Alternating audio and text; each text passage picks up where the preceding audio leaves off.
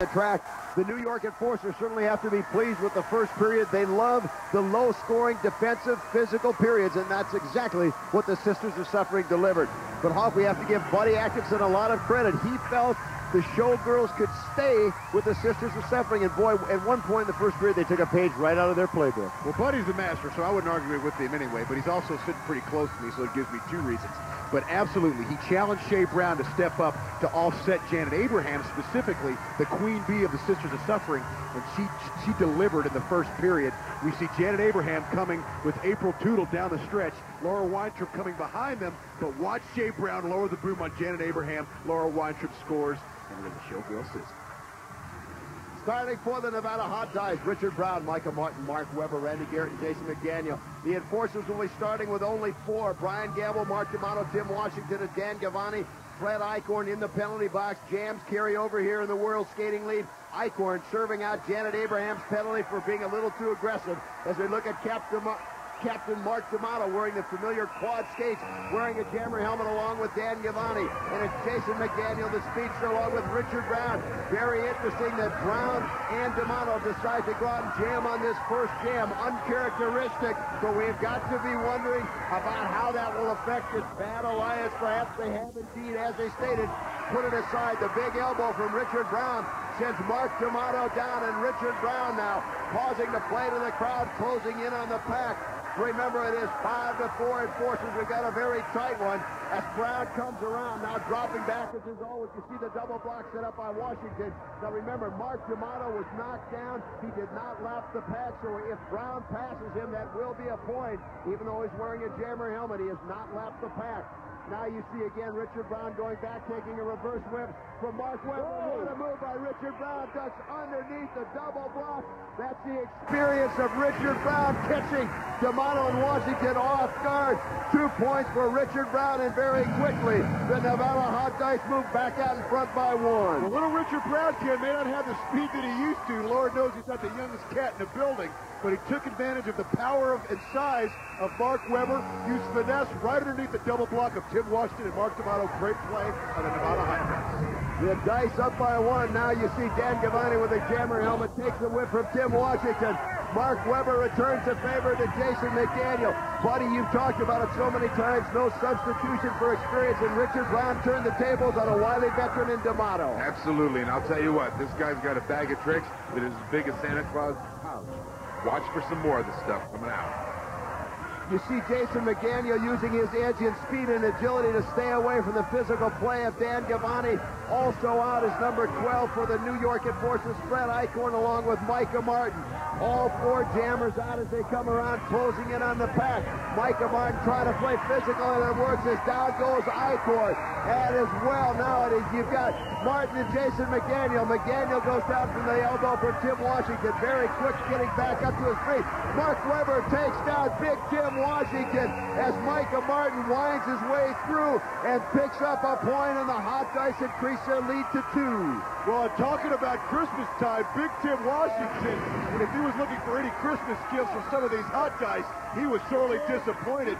But we talked about Richard Brown taking full advantage of the strengths of the Hot Dice. Right there, Micah Martin and Jason McDaniel sent out as two with unbelievable speed.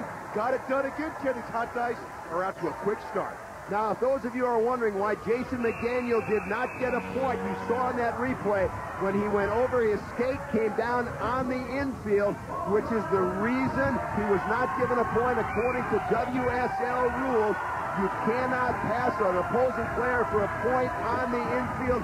Very heads-up call by our referees. And once again, a little unusual. Richard Brown and Mark D'Amato both out with jammering helmets. You can tell the two veterans don't want to be shown up, and a nice takedown by Mark D'Amato, eliminating Richard Brown, and this allows Fred Eichhorn, 5'10", 170, number 12, for the New York Enforcers to come out as he's closing in around the pack.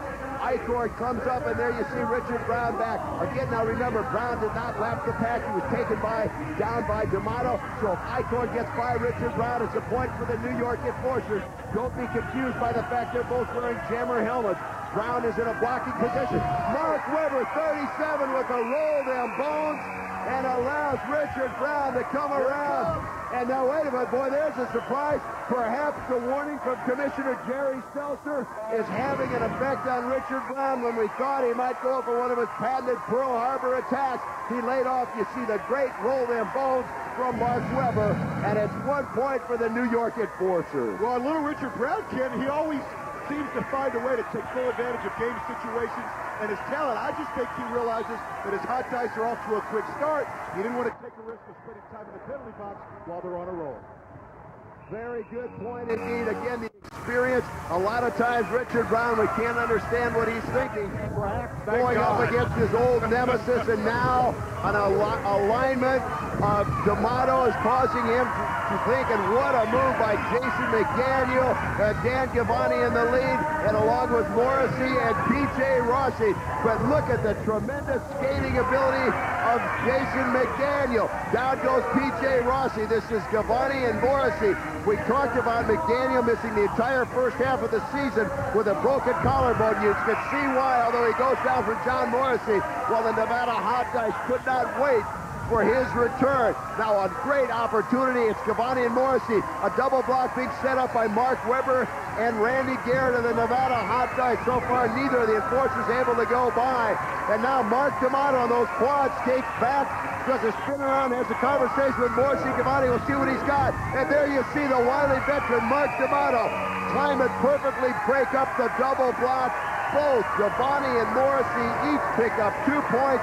A total of 4. The enforcers move back into the lead. Well, Ken, what we're seeing right here today is a very high-stakes chess match.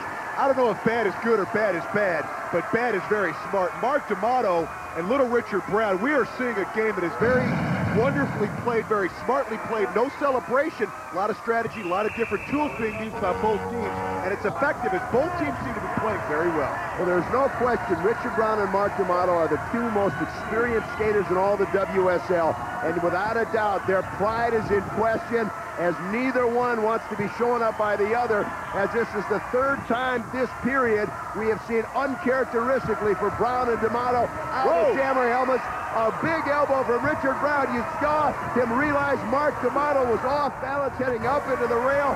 Perfect time elbow sends D'Amato out over the rail, and once again Richard Brown closes in on the pack. Remember, the enforcers are leading this one 10-7 as we are winding down to halftime. We've had a real seesaw battle, and now Brown closes in. This is Brian Gamble back to try and block out, and Brown uses his agility, goes right by Gamble, goes by D'Amato, spins around, gets ahead of Tim Washington, cuts up, and Brown wants more. Now remember, now finally we run out of time, but a tremendous jam